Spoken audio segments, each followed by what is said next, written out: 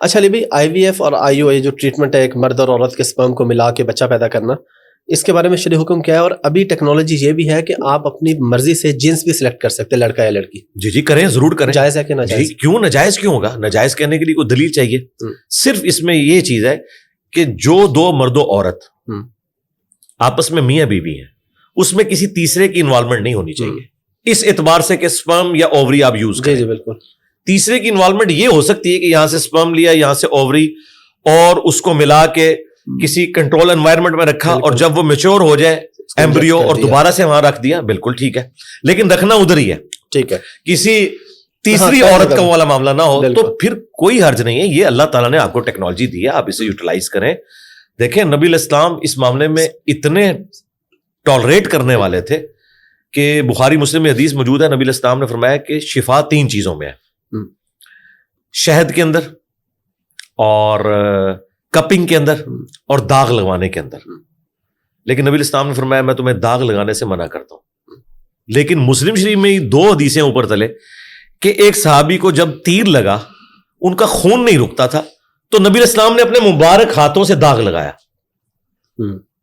یعنی وہ منع کرنا حرمت کے درجے میں نہیں تھا، پریفریبل تھا. وہ داغ یہ ہوتا ہے کہ وہ لوہے کی کوئی گرم کر کے نا سلاخ اس پہ لگائی جاتی ہے، وہاں سے گوشت روسٹ ہو جاتا ہے، پھر خون نکلنا بند ہو جاتا ہے. یہ جب چور کے بھی ہاتھ کاٹتے ہیں نا تو فوراً اسے گرم تیل میں ڈالا جاتا ہے، ادروائز تو اگر وہ خون نکلتا رہے تو وہ تو ڈیتھ ہو جائے گی اس کی، فوراً خون لاس ہو جائے گا.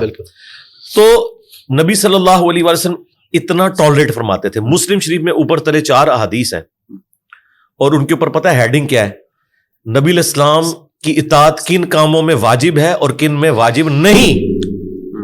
اندازہ کریں، اتنی حیران کن یہ ہیڈنگ ہے چیپٹر کی.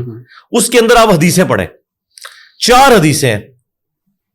نبی علیہ السلام کے مبارک زمانے میں نر اور مادہ کے کھجور کا ملاپ کروایا جاتا تھا اچھی فصل لینے کے لیے. نبی علیہ السلام وہاں سے گزرے، آپ نے فرمایا یہ کیوں کرتے ہیں؟ ان کا اچھی فصل کے لیے. آپ نے فرمایا اگر یہ نہ کرو تو، بس اتنا کہا. انہوں نے اسے نبی علیہ السلام کا حکم مان لیا، ان کی فصل کم ہو گئی. وہ شکایت لے کے حضور کے پاس آ گئے، کہا یا رسول اللہ ہماری تو فصل کم ہو گئی ہے.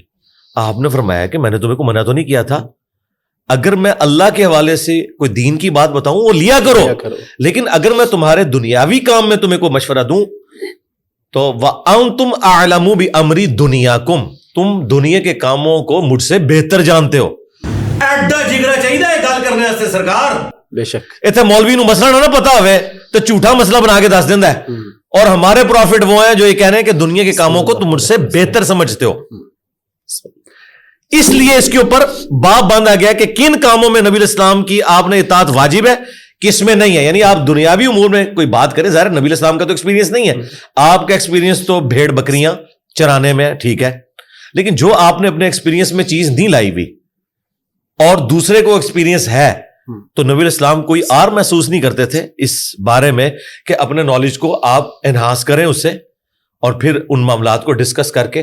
آپ دیکھیں حضرت سلمان نے فارسی سے مشورہ کیا ہے، انہوں نے خندق کھودنے کا مشورہ دیا. جی بے شک. تو نبی علیہ السلام کوئی نیچے ہو گیا اس کی وجہ سے؟ آپ مشورہ کرتے تھے صحابہ کرام سے کہ بتاؤ ہمیں کیا اب کرنا ہے، اس معاملے میں کیا کرنا چاہیے. تو لیڈر وہ ہوتا ہے جو اپنی لیڈرشپ کو سائڈ پہ رکھتے ہوئے ان معاملات میں اپنے ساتھیوں کو ساتھ لے کے چلے. اور قرآن میں ہے نبی علیہ السلام کو اللہ تعالیٰ نے حکم دیا غزوہ احد کے موقع پر صحابہ کے غلط مشورے کی وجہ سے یہ فتح شکست میں بدلی تھی. نبی علیہ السلام کی مرضی نہیں تھی کہ مدینے سے نکل کے دفاع کیا جائے، لیکن وہ پرجوش تھے، انہوں نے کہا ٹھیک ہے اکثریت کی رائے ہے یہ. اس کے باوجود پلس وہ جو 50 تیر اندازوں کو بخاری میں آتا ہے، نبی علیہ السلام فرمایا تھا کہ چیل کوے ہمارا گوشت بھی اٹھائے نا، تم نے نہیں یہ درہ چھوڑنا. اس سے زیادہ کوئی سمجھا سکتا تھا، لیکن پھر بھی انہوں نے درہ چھوڑ دیا. 15 رہ گئے، 35 نے چھوڑ دیا. اور وہ خالد بن ولید نے پیچھے سے آ کے حملہ کیا، حضور کے بھی داں شہید ہو گئے، آپ کی شہادت کی خبر مشہور ہو گئی. کتنا غصہ ہوگا نبی علیہ السلام کو کہ ایک فتح شکست میں بدل گئی. قرآن میں اللہ تعالیٰ نے 60 آیات میں سرزنش کی صحابہ کرام کی، پھر معاف کیا، اور پھر نبی علیہ السلام کو کہا کہ آپ اگر تند مزاج ہوتے نا تو یہ ساتھی آپ سے کب سے الگ ہو جاتے. یہ آپ کی نرمی ہے، اور یہ اللہ کا فضل ہے کہ آپ نرم ہیں اپنے ساتھیوں کے حق میں. اللہ نے اسے اپنی طرف منسوب کیا. اچھا، اور پھر فرمایا کہ آندھا بھی انہیں مشورے میں شامل رکھنا ہے. ہائے ہائے ہائے ہائے اللہ. یعنی مشورے کی کاسٹ ادا کی ہے پروفٹ نے, لیکن حضور کو کہا جائے یہ نہ ہو کہ آندھا آپ یہ کہیں کہ یار تہاڈی نال پہلے بھی کام پیا سی ہن میں تانوں وچ نہیں پاڑا, نہیں, ان کو شامل رکھنا ہے. امرہم شورا بینہم بھی ہے سورہ شورا کے اندر. تو ایک بڑی نارمل لائف, نبی علیہ السلام کی کامیابی ہے ہی ہے کہ آپ نے بڑی نارمل لائف گزاری ہے, اور آپ کے ساتھی بھی آپ کے بعد وہ نارمل لائف جب تک گزارتے رہے ہیں تو اسلام اور مسلمانوں کا گراف اوپر گیا. جب انہوں نے پروفٹ کا راستہ چھوڑا ہے تو اسلام کا گراف نیچے آیا. مسلمانوں کا گراف بے شک اوپر جاتا رہے, اسے کوئی فرق نہیں پڑتا, اسلام کا گراف پھر نیچے آ گیا خلفائے راشدین کے بعد. تو اس میں یہ تو آپ نے ڈیٹیل سے بتا دیا, تو جنس چوز کرنا بھی بالکل ٹھیک ہے. جی ٹھیک ہے, کر سکتے ہیں, آپ کا رائٹ ہے, کیوں نہ کریں. ٹھیک ہے, دعا نہیں کرتے ہم, کرتے ہیں. اگر حضرت زکریا کے پاس کوئی آپشن ہوتا نا تو اسے اویل کرتے.